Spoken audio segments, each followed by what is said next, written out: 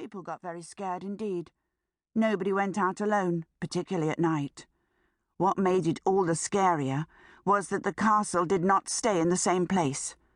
Sometimes it was a tall black smudge on the moors to the northwest.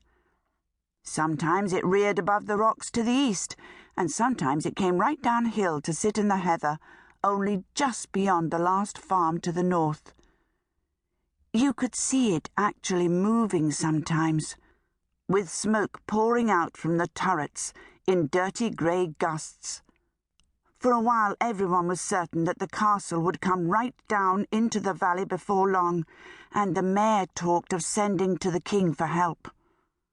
But the castle stayed roving about the hills, and it was learned that it did not belong to the witch, but to Wizard Howl. Wizard Howl was bad enough.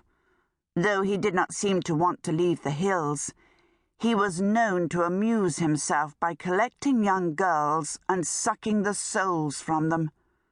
Or some people said he ate their hearts. He was an utterly cold-blooded and heartless wizard, and no young girl was safe from him if he caught her on her own.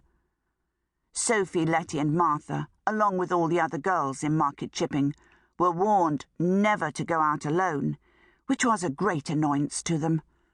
They wondered what use Wizard Howl found for all the souls he collected. They had other things on their minds before long, however, for Mr. Hatter died suddenly, just as Sophie was old enough to leave school for good. It then appeared that Mr. Hatter had been altogether too proud of his daughters. The school fees he had been paying had left the shop with quite heavy debts. When the funeral was over, Fanny sat down in the parlour in the house next door to the shop and explained the situation. "You'll all have to leave that school, I'm afraid," she said. "I've been doing sums back and front and sideways, and the only way I can see to keep the business going and take care of the three of you is to see you all settled in a promising apprenticeship somewhere. It isn't practical to have you all in the shop. I can't afford it. So, this is what I've decided. Letty first." Letty looked up, glowing with health and beauty, which even sorrow and black clothes could not hide. "I want to go on learning," she said.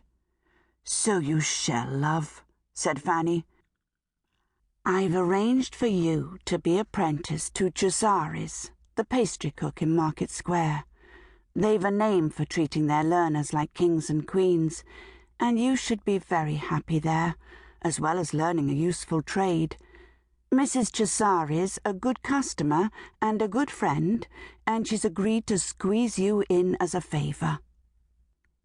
Letty laughed in the way that showed she was not at all pleased. "Well, thank you," she said. "Isn't it lucky that I like cooking?" Fanny looked relieved. Letty could be awkwardly strong-minded at times.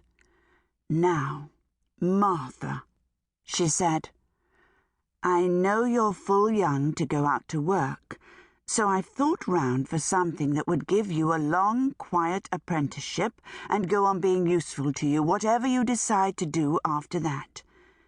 You know my old school friend Annabel Fairfax?" Martha, who was slender and fair, fixed her big grey eyes on Fanny almost as strong-mindedly as Letty. "You mean the one who talks such a lot?" she said. "Isn't she a witch?" "Yes, with a lovely house and clients all over the Folding Valley," Fanny said eagerly. "She's a good woman, Martha. She'll teach you all she knows, and very likely introduce you to grand people she knows in Kingsbury. You'll be all set up in life when she's done with you." "She's a nice lady," Martha conceded. "All right." Sophie, listening, felt that Fanny had worked everything out just as it should be. Letty, as the second daughter, was never likely to come to much, so Fanny had put her where she might meet a handsome young apprentice and live happily ever after. Martha, who was bound to strike out and make her fortune, would have witchcraft and rich